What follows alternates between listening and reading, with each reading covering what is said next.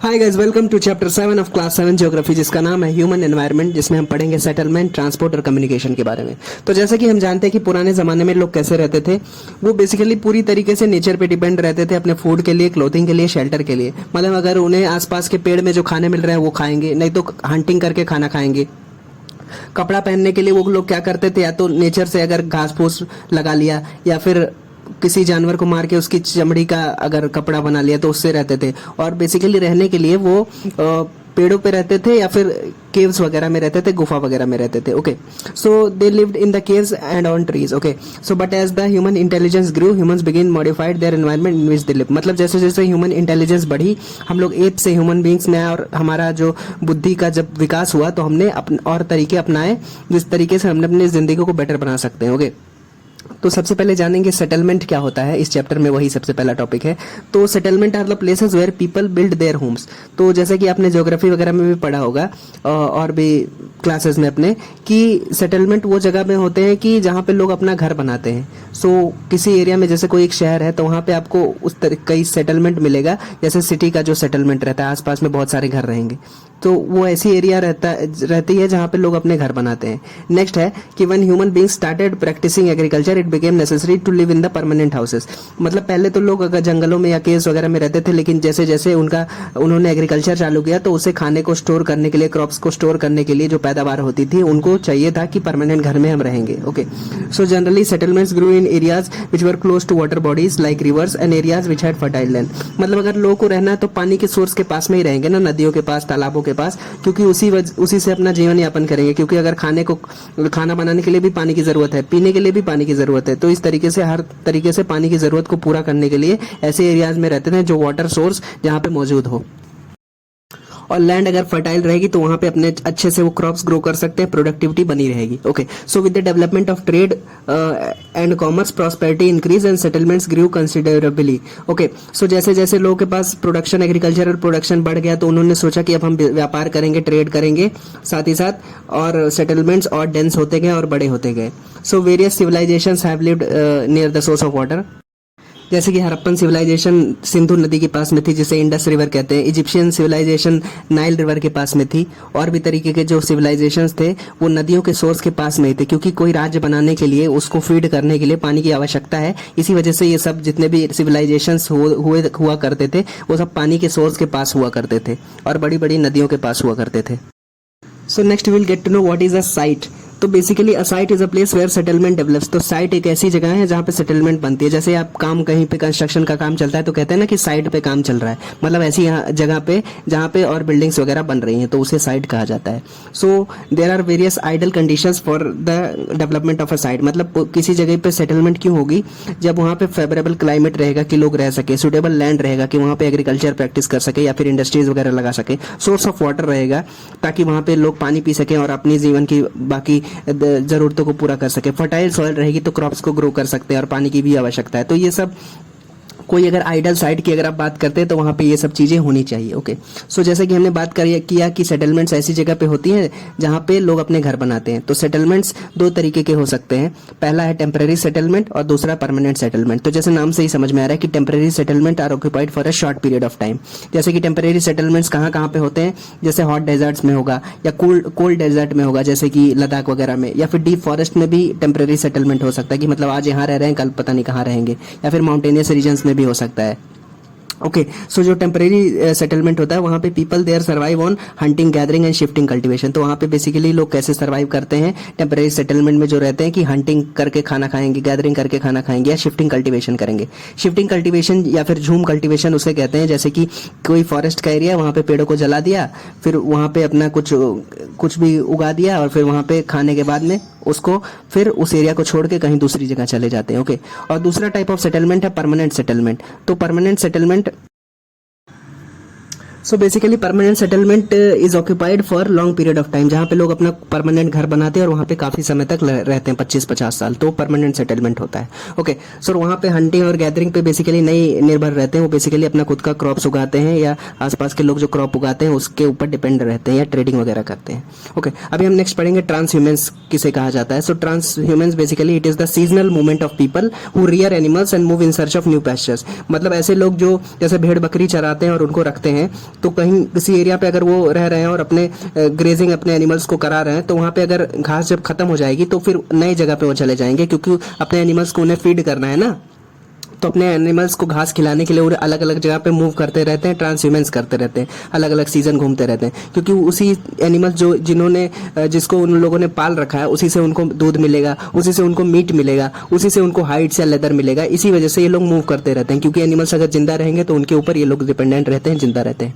Next हम पढ़ेंगे urban and rural settlement. तो अर्बन बेसिकली जैसे अर्बन कहा जाता है तो सिटी को रेफर करता है, रूरल कहा जाता है तो विलेज को रेफर करता है। Okay, so urban settlements are the settlements which are present in cities. तो आपको पता ही होगा सिटी में किस तरह का सेटलमेंट रहता है, हमेशा डेंसली पॉपुलेटेड रहेगा, आसपास इतने छोटे से एरिया में बहुत सारे घर वगैरह बिल्डिंग्स रहेंगी। ओके, और rural settlements are the settlements in village areas. जैसे कि मैंने कहा, रूरल सेटलमेंट्स गांव देहाती एरिया में रहेंगे, और रूरल सेटलमेंट्स में जो गांव वगैरह में लोग रहेंगे वो बेसिकली या तो किसानी करेंगे, खेती करेंगे, एग्रीकल्चर पे डिपेंडेंट रहेंगे, या तो फिशिंग करेंगे, फॉरेस्ट्री करेंगे, या डेयरी फार्मिंग या ट्रेडिंग वगैरह करेंगे। ओके, और जो विलेज सेटलमेंट्स होते हैं ना, तो जैसे कि आपको अर्बन सेटलमेंट तो लिबर्टी है नहीं अर्बन सेटलमेंट में, तो वहाँ पे आपको डेंसी बनाना पड़ेगा, क्योंकि सब लोगों को शहर में रहना है, ज्यादातर लोगों को, और जमीन है नहीं, इसी वजह से शहरों में ज्यादातर आपको कॉम्पैक्ट सेटलमेंट ही देखने को मिलेगा। लेकिन जो गांव है ना, वहाँ पे आपको लिबर्टी रहती है कि गांव पे या तो आपको देखने को मिल सकता है कॉम्पैक्ट सेटलमेंट में भी गांव में दिख सकता है, और स्कैटर्ड सेटलमेंट भी दिख सकता है। ओके, सो कॉम्पैक्ट सेटलमेंट वो सेटलमेंट होता है which consist of closely built dwellings where flat land is available. So compact settlement वो एरिया है जहाँ पे आसपास में मतलब कम एरिया में बहुत ज्यादा घर रहेंगे, क्योंकि फ्लैट लैंड अवेलेबल है। और स्कैटर्ड सेटलमेंट ऐसा रहता है कि मतलब लार्ज एरिया है और बहुत कम घर है, जैसे आपको नॉर्थ ईस्ट इंडिया में देखने को मिल सकता है कि मतलब गांव ऐसे हैं कि पूरे गांव में आप गिनेंगे तो 10-15 घर हैं, ऐसा है कि स्कैटर्ड सेटलमेंट है, डेंस नहीं है। Okay, so scattered settlements are generally found in sloping mountainous areas. जैसे हिमाचल वगैरह में आप देखेंगे कि मतलब ऐसे गाँव है कि बहुत कम लोग रहते हैं, एक घर यहाँ है तो दूसरा घर बहुत दूर है। Okay, so this type of scattered settlement is basically found in mountainous regions, या फिर थिक फॉरेस्ट में आपको मिलेगा, या फिर ऐसी जगह पे जहां पे एक्सट्रीम क्लाइमेट है, वहां पे भी आपको स्कैटर्ड सेटलमेंट देखने को मिल सकता है। सो जैसा कि हम जानते हैं कि एनवायरनमेंट पे डिपेंड करेगा कि लोग अपने घर कैसे बनाएंगे। मतलब अगर कोई ऐसा एरिया है जहाँ पे बर्फ वगैरह गिरती रहती है, तो वहाँ पे छत आपको देखने को मिलेंगे कि छत आपको स्लैंटिंग रूफ्स आपको देखने को मिलेंगे। लेकिन अगर कोई ऐसा एरिया फ्लैट एरिया जहाँ पे नॉर्मल बारिश वगैरह होती है, तो वहाँ पे आपको जो छत रहेंगे वो फ्लैट रूफ्स आपको दिखेंगे। Okay, so people basically build their houses to suit their environment, मतलब एनवायरनमेंट के ऊपर डिपेंड करेगा। For example, in areas of hot climate thick and mud walled houses with thatched roofs are constructed। Okay, so अगर कोई ऐसा मतलब गरीब इलाका है, वहाँ पे अगर बहुत गर्मी पड़ रही है, जैसे राजस्थान वगैरह के कहीं गाँव में, तो आपको देखने को मिलेगा कि मिट्टी के घर आपको देखने को मिलेंगे, और वहाँ पे जो छत रहेगी वो फूस की रहेगी या खपड़े का घर रहेगा। ओके, लेकिन अगर कोई ऐसा एरिया जैसे नॉर्थ ईस्ट मेघालय वगैरह में आप देखेंगे तो वहाँ पे बहुत ज़्यादा बारिश होती है, 1000 सेंटीमीटर तक की बारिश भी होती है। So in those areas houses have slanting roofs, क्योंकि पानी के एक्युमुलेशन को उनको रोकना है ना, छतों पे पानी अगर इकट्ठा होगा ज़्यादा हो जाएगा और गिरेगा नहीं तो छत गिर जाएगी।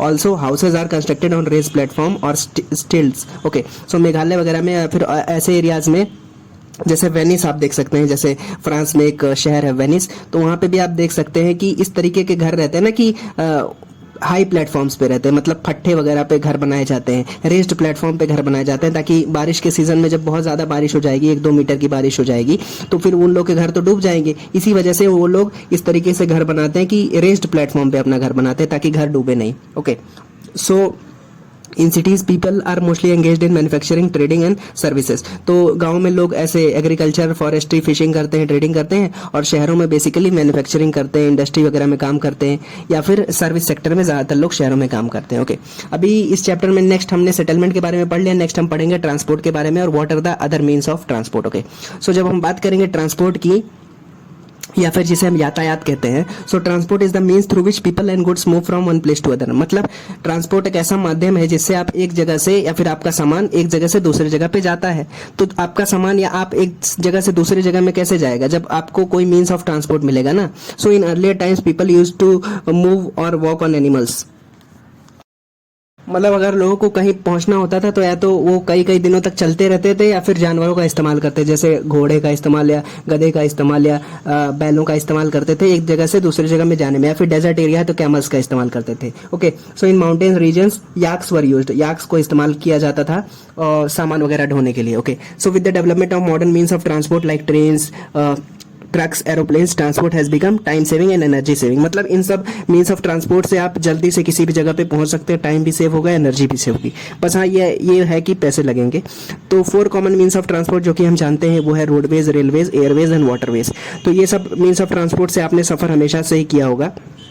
सो एक एक करके जानेंगे रोड ट्रांसपोर्ट क्या है और बाकी सब ट्रांसपोर्ट मीन्स ऑफ ट्रांसपोर्ट क्या है। ओके, सो जब हम बात करेंगे रोड ट्रांसपोर्ट की, so it is the most common means of transport. मतलब अगर आप घर से बाहर निकले तो आपको रोड दिखेगा, कहीं जाना है तो रोड पर से चल के चले जाओ। तो ये बहुत कॉमन मीन्स ऑफ ट्रांसपोर्ट है, most common means of transport है, मतलब सबसे साधारण आपको यही देखने को मिलेगा। साथ ही साथ रोड्स मेटल्ड हो सकते हैं, अनमेटल्ड हो सकते हैं, मतलब पक्के रोड या कच्चे रोड। तो कच्चे रोड आपको जनरली गांव वगैरह में देखने को मिलेंगे, रूरल एरियाज में देखने को मिलेंगे। Okay, so roads built on under the ground are called as subway और अंडरपाथ। मतलब जैसे आप लोग कभी वगैरह बड़े शहरों में देखते होंगे कि आपको रोड क्रॉस करना है तो आपको अंडरपास बना रहता था या सर्वे, मतलब रोड के नीचे से रास्ता बना है, आप दूसरे तरफ चले जा सकते हो। Okay, so to connect cities expressways are constructed like Mumbai Pune expressway, और भी एक्सप्रेसवेज बने हैं दो शहरों को कनेक्ट करने के लिए। साथ ही साथ अभी कुछ 10-12 सालों पहले गोल्डन क्वाड्रिलेटरल बना है। गोल्डन क्वाड्रिलेटरल क्या है कि आपके देश में जितने चारों मेट्रो सिटीज है ना, दिल्ली, मुंबई, चेन्नई, कोलकाता, उन सबको कनेक्ट करके एक रोड बना है जो कि क्वाड्रिलेटरल के शेप में है। उसे हम गोल्डन क्वाड्रिलेटरल कहते हैं। मतलब उस रोड से आप अगर चलोगे तो चारों मेट्रो सिटीज तक पहुंच सकते हो। And flyover is built over rest platform, मतलब रेस्ट स्ट्रक्चर पे फ्लाईओवर्स बनते हैं जिससे आपको आसानी मिलती है एक जगह से दूसरी जगह में जाने में, और ट्रैफिक वगैरह में भी ईज रहता है।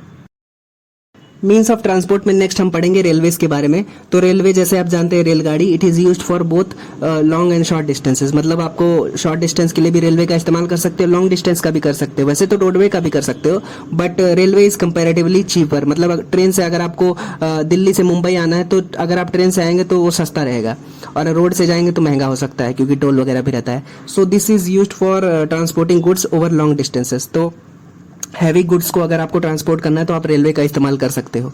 Okay, because it is cheap also means of transport, और यहाँ पे आपको कोई ट्रैफिक देखने को नहीं मिलेगा। ओके, सो पुराने जमाने में स्टीम इंजन से ट्रेन चलते थे। Okay, steam engine were use, जिसमें कोयला जलाते थे और उससे ही ट्रेन रन होती थी। लेकिन आज के टाइम पे आप क्या देखते हो कि now days diesel and electric train are common. Diesel से ट्रेन चलते हैं या फिर ज्यादातर अभी रिप्लेस हो गया, डीजल से भी इलेक्ट्रिक ट्रेन चलती है। पॉल्यूशन को हम कम करना चाहते हैं। और शहरों वगैरह में आप देख सकते हैं, दिल्ली वगैरह या मुंबई में, बैंगलोर में आपको मेट्रो ट्रेन्स मिलेंगी जिसका आप इस्तेमाल कर सकते हैं to commute within the city. मतलब अगर आपको शहर के अंदर ही मूव करना है तो आप मेट्रो ट्रेन्स का इस्तेमाल कर सकते हैं। तो इस तरीके से हमारी रेलवे डेवलप हुई है, इतनी ज्यादा डेवलप हो गई है। And rail network is dense in plain areas and it is scanty in hilly areas. क्योंकि जो प्लेन एरियाज है वहाँ पे आराम से आप पटरी लगा सकते हो, रेल दौड़ा सकते हो। लेकिन जो अगर हिली एरियाज है, उबड़ खाबड़ के एरियाज है जहाँ पे टेरेन एकदम अनफेवरेबल है, स्लोपी एरियाज है, तो आप वहाँ पे ज्यादा रेलगाड़ी नहीं बना सकते ना। जैसे कि थोड़ी बहुत बना सकते हो टॉय ट्रेन वगैरह, जैसे कि ऊटी वगैरह में है या फिर दार्जिलिंग वगैरह में है, वो केवल मस्ती के लिए है, उतना थोड़ा बहुत। लेकिन डेंस अगर आपको रेलवे नेटवर्क बनाना है तो एरिया प्लेन होना चाहिए। Okay, so Indian railway network is the largest railway network in Asia. तो अगर आप एशियन कॉन्टिनेंट में देखेंगे तो ये Indian Railway is the largest railway network in our country, okay, in our Asia. So the Trans-Siberian Rail Network is the largest rail network connecting St. Petersburg in western Russia to Vladivostok on the Pacific coast. मतलब ये जो Russia में rail network है, waste से east side में, सबसे बड़ी rail network है, जिसे हम ट्रांस साइबेरियन रेल नेटवर्क भी कहते हैं। ओके, जो रशिया के वेस्टर्न पार्ट से रशिया के ईस्टर्न पार्ट तक जाती है, जिसे आप जान सकते हैं कि रशिया देश कितना बड़ा है, तो ये रेल नेटवर्क भी सबसे बड़ा है, इसी वजह से लार्जेस्ट रेल नेटवर्क है। Okay, next means of transport में हम पढ़ेंगे वाटरवेज के बारे में। So waterways basically it is the cheapest means of transport generally used for carrying heavy goods over long distances. तो वाटरवेज सबसे चीपेस्ट मीन्स ऑफ ट्रांसपोर्ट अगर सभी में कंपेयर किया जाए तो, क्योंकि सबसे कम पैसे लगेंगे वाटरवेज से आपको मूव करने में, बोट वगैरह शिप से जाने में। ओके, सो वाटर ट्रांसपोर्ट या वाटरवे दो तरीके की हो सकते हैं। एक है इनलैंड वाटरवे, दूसरा है ओशनिक रूट्स या फिर सी रूट जिसे कहा जाता है। तो अगर आपको अपने देश के अंदर ही मूव करना है वाटरवे से तो आप उसे इनलैंड वाटरवे कहेंगे, क्योंकि आप अपने देश के अंदर ही मूव कर रहे हैं। Okay, so inland waterway is generally transportation within a country and for inland transportation rivers and lakes are generally used. जैसे कि नाइल रिवर इजिप्ट में यूज होती है, गंगा नदी इनलैंड वाटरवे का एक माध्यम है हमारे देश में। अगर एक जगह से दूसरी जगह जाना हो तो ये भी गंगा रिवर भी इनलैंड वाटरवे का एग्जांपल है। और यूएसए में, अमेरिका में ग्रेट लेक्स जैसे होम्स कहा जाता है, Huron, Ontario, Michigan and Erie and Superior. तो ये 5 ग्रेट लेक्स हैं यूएसए में, इनसे भी इनलैंड वाटरवे ट्रांसपोर्टेशन होता है। ओके, एंड सी रूट्स जिसे हम कहते हैं, सी रूट्स या फिर oceanic routes, they are used for transportation of goods from one country to another. मतलब ये भी वाटरवे का एक टाइप है, इनलैंड वाटरवे और ओशनिक रूट। लेकिन ओशनिक रूट में हम क्या करते हैं कि देश से बाहर अपना पानी से सामान भेजते हैं। Okay, so oceanic routes are connected through ports. So oceanic routes, एक देश का पोर्ट दूसरे देश के पोर्ट से कनेक्टेड रहेगा और आप सामान पहुंचा सकते हो। तो ये इसमें आप सी रूट का इस्तेमाल करेंगे। Okay, so some of the famous ports are like Singapore and Mumbai in Asia, न्यूयॉर्क York and Los Angeles in North America, या फिर आप देख सकते हैं कि Cape Town and Durban in South Africa, London and Rotterdam in Europe, Sydney in Australian continent. तो ये सब मेजर पोर्ट्स हैं पूरी दुनिया के जो कि सी रूट्स जिसका इस्तेमाल करती हैं एक देश से दूसरे देश में सामान पहुंचाने के लिए। ओके, नेक्स्ट हम पढ़ेंगे एयरवेज के बारे में, जो कि fastest and the most expensive means of transport है। तो सबसे महंगा मीन्स ऑफ ट्रांसपोर्ट और फास्टेस्ट एयरवेज है। एरोप्लेन से आप जा सकते हैं और हेलीकॉप्टर वगैरह के इस्तेमाल से आप इनएक्सेसिबल एरियाज में जा सकते हैं। जैसे कि कोई अगर नेचुरल कैलामिटी होती है, फ्लड हो गया, अर्थक्वेक हो गया, कुछ हो गया, तो आप हेलीकॉप्टर की मदद से उस एरियाज में खान पान या मेडिसिन पहुंचा सकते हैं, आराम से पहुंचा सकते हैं। ओके, सो एयरवेज का हेल्प की वजह से आप ऐसी जगह पे भी पहुंच सकते हैं जहां पे रोडवेज या फिर रेलवेज नहीं है। अभी हम नेक्स्ट पढ़ेंगे कम्युनिकेशन के बारे में। तो हमने इस चैप्टर में सेटलमेंट के बारे में पढ़ लिया, ट्रांसपोर्टेशन के बारे में पढ़ लिया, लास्ट टॉपिक पढ़ेंगे कम्युनिकेशन। सो कम्युनिकेशन जिसे हम वार्तालाप कहते हैं, तो वार्तालाप से आप क्या कर सकते हैं कि एक आदमी का मैसेज दूसरे आदमी तक पहुंचाया जा सकता है, एक पर्सन का दूसरे पर्सन से। Okay, so communication is a process of conveying messages from one person to another person. Okay, so पुराने जमाने में क्या होता था कि किसी राज्य में अगर अनाउंसमेंट करना हो तो घूम घूम के लोगों को बताना होता था या इकट्ठा करके बताना होता था। लेकिन आज के टाइम पे या फिर चिट्ठी लिख के बता दो तो कई दिनों के बाद में पहुंचती थी।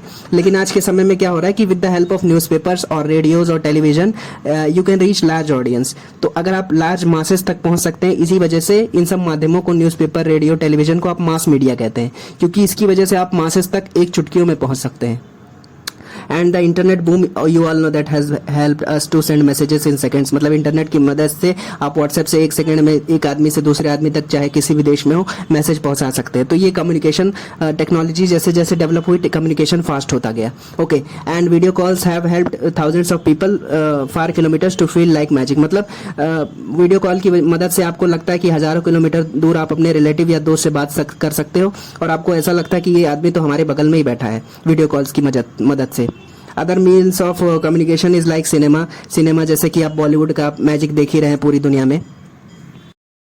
सो कम्युनिकेशन की मदद से आप दूसरे व्यक्ति को या दूसरे देश के लोगों को इन्फ्लुएंस भी कर सकते हैं। जैसे कि with the help of Bollywood we can send message of India to the world. मतलब बॉलीवुड एक तरीके से मीन्स ऑफ कम्युनिकेशन है इंडिया का टू द वर्ल्ड। सो इसे हम लोगों को मैनिपुलेट करने में भी यूज कर सकते हैं या फिर अपना मैसेज, अपने देश का कल्चर के बारे में भी दूसरों को बताने के लिए इस्तेमाल कर सकते हैं बॉलीवुड का। तो ये भी एक मीन्स ऑफ कम्युनिकेशन है। Okay, so with the improvement of technology, transport and communication, life has become so much easy and time saving and we feel like a large global village. मतलब ये टेक्नोलॉजी इतनी ज़्यादा develop हो गई, communication system इतना develop हो गया, जिससे हमको लग रहा है कि पूरे दुनिया में कोई भी बंदा अगर बहुत दूर आपसे बैठा है तो भी आपको लगेगा कि हम एक गांव में ही है। It feels like we are in a global village with whom like we can connect to anybody anytime and for how much time we want we can do that. Okay, so these were the few things in this chapter. If you understood it, thank you so much for watching. Bye bye. So if you like this video, kindly share and subscribe to my channel. Thank you so much for watching. Bye bye.